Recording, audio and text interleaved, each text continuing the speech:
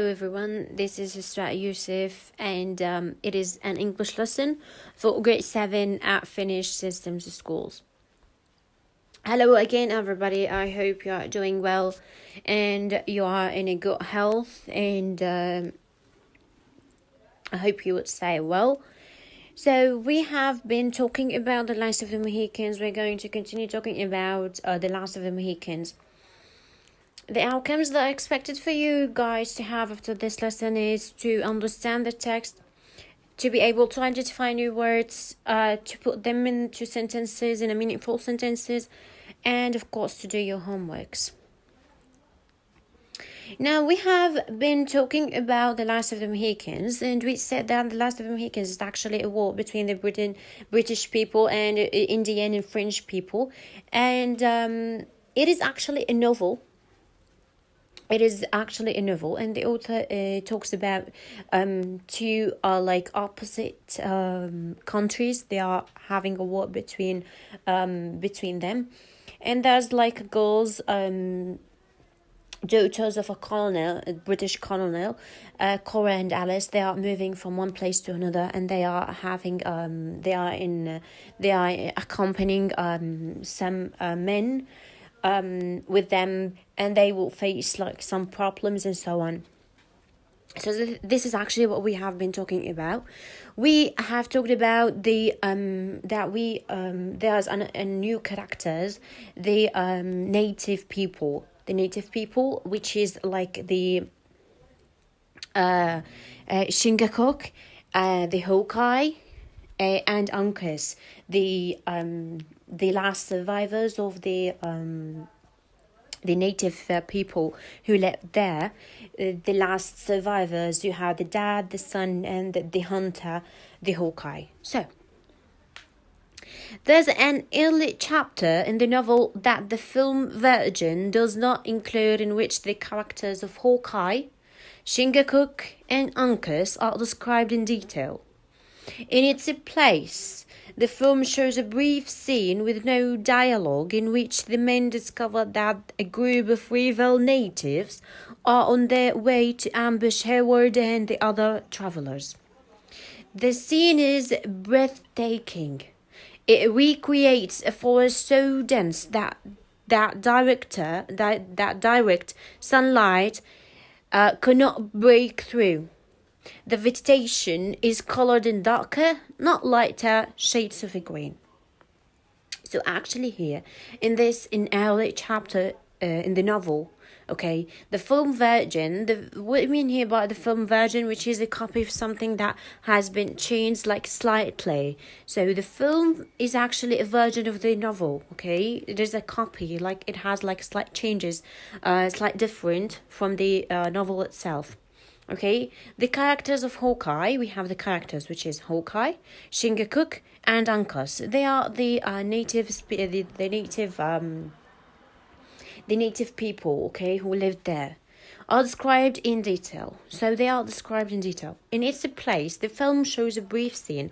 The film shows a brief, we mean here by a brief which is short, short scene with no dialogue. There's no dialogue. We mean here by dialogue, there's no talking, there's no one speaking, okay? In which the men discover that a group of rival, these men discovered that there are a group of rival natives. We mean here by rival natives, the competitor natives, other natives, okay? The competitor natives are on their way to ambush. They are on their way to ambush. We mean here by ambush, to attack, to sudden attack someone by people who have been hiding and waiting for them.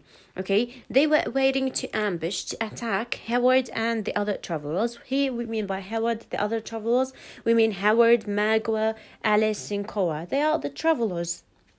We mean by the travelers, we mean them. Okay, the scene is breathtaking. Here, he describes the scene with breathtaking, which means you hold your breath, waiting what is going to happen.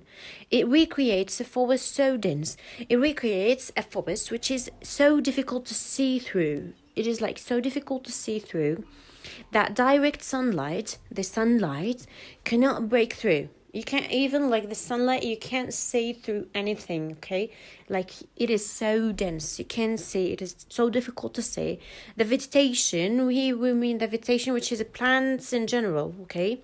Plants in general, they are colored in darker, lighter shades of the green.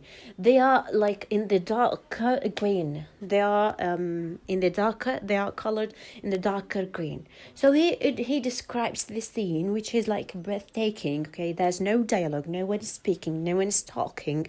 Okay, and he's describing that there's like a rival natives, which is the other natives, competitor natives. They're going to ambush the travelers. We mean by the travelers, the colonel daughters and Magua and Howard.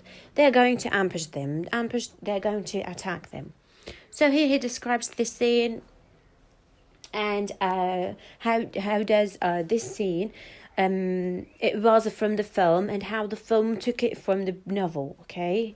Novel, they may have like speak, they might have like a dialogue, but here it doesn't have any dialogue. Okay, no one's speaking, no one's talking. Now here Chingachgook is instantly recognizable as an Indian of the period. So the Chingachgook, the dad, the last survivor, the emblem symbol, and so on, he's like instantly recognizable as an Indian of the period. So he was recognized as an Indian of that period. He is clothed from head to toe. We therefore have no idea if his chest bears a black and white emblem of death, as the novel describes, and the full hair on his head ends in a long black ponytail. For weapons, he carries a long musket and a tomahawk. He appears older than his companions, but does not suggest the old sage from the book. So, actually here, Chingachgook, the dad, the native, dad, he's the last survivor. He's recognizable as an Indian of the period, okay? He's clothed from head to toe, from his head to toe. We therefore have no idea if his chest bears. We don't have an idea if his chest bears, can accept another a black and white. We can't know if his chest can stand another black and white, another battle or another scar. Emblem of death, symbol of death, as the novel describes, and the full hair on his head ends in a long black ponytail. So he has full hair. His hair ends in a ponytail. Okay. For weapons, he carries a long musket. For his weapons, he carries a long musket. We mean by a long musket, which is like a gun. They are a type of gun used in the past, okay? And a tomahawk, we talked about a tomahawk, and I showed you a picture of it. He appears older than his companions. He appears older because he had so much in his life, but does not suggest the old sage from the book. So in the film, he appears older from others, but he doesn't suggest the sage from the book. The sage here from the book is that an old man who is wise, very wise. So in the book, Chingachgook is very wise. In the book, in the novel, it describes his character as a very wise man. But here in the film, it doesn't suggest his character, doesn't suggest that he is that sage, okay? He is that very wise or so on. So this is actually the difference between them, that the film does not describe, the Chingachgook does not show for us that Chingachgook is actually wise, but in the book, in the novel, actually, it shows us, his character shows us that he is very wise and he has the sage personality. Okay. Now I'm going to show you pictures of a musket, which is a type of a gun used in the past. Here you have you can have a short musket or a long musket. So, but it has the same shape. So this is what I mean by musket. But according to the tomahawk on your right, you have the light axe, which is used by Native Americans. You can see two pictures for each musket and tomahawk. And you can see like tomahawk, which is they used by Native Americans and so on, like they used it in the past. So actually these are weapons that have been that people past then used to fight, to have battles and so on. Now you have in your page 225 you have like 4 questions, comprehension check. We're going to do it together, okay?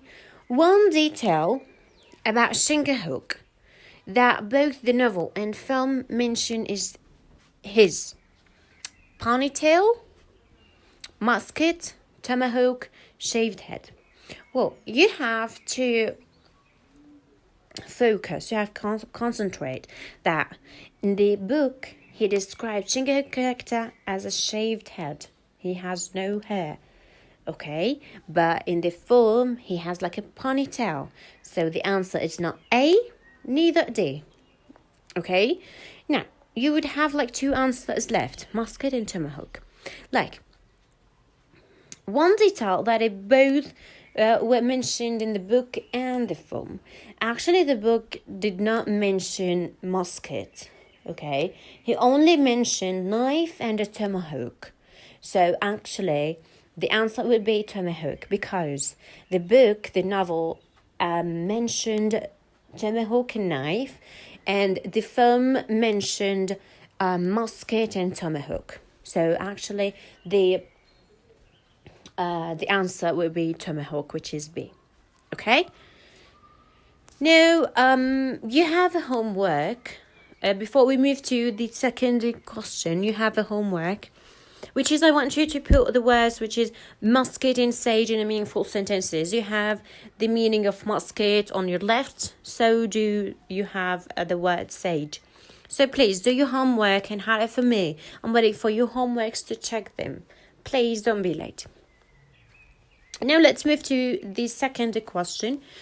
Which detail from the novel, if filmed, would be the responsibility of the cinematographer? Actually, we mean by a cinematographer, he's the one who makes films, who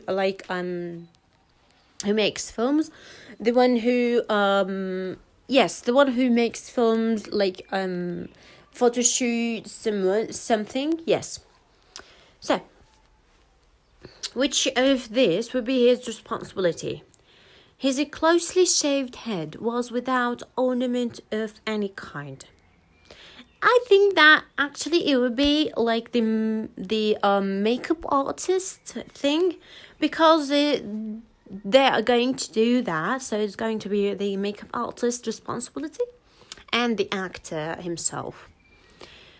B, that breathing silence pervades the scalded spot. The breathing silence, actually, the breathing silence, that there's silence, okay, pervades the scalded spot. I don't think this is the answer. See, the dull roar of a distant waterfall. No, I think it is for the sound director and so on, so it's not the cinematographer's responsibility. The rays of the sun were beginning to grow less fierce. Here's not actually his responsibility. Why? He's going like to choose the correct angle to... He's going to like choose the correct angle where he can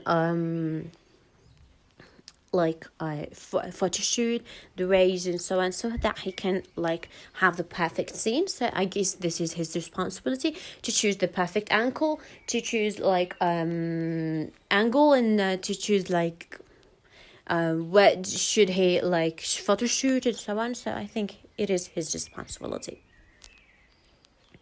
Now let's move to the third question, which is in paragraph 9, mentions a chapter from the novel not included in the movie. Who would be responsible for such a decision? If we hear in the paragraph 9, it mentions a chapter from the novel which is not included in the movie. Who would be responsible for such a decision? Are they the actors?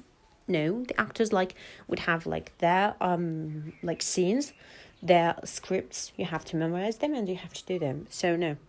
The cinematographer is actually responsible for photo shooting only. The screenwriter, yes, of course, the screenwriter, because the screenwriter chooses which chapter to do, which not chapter. We don't have to do it.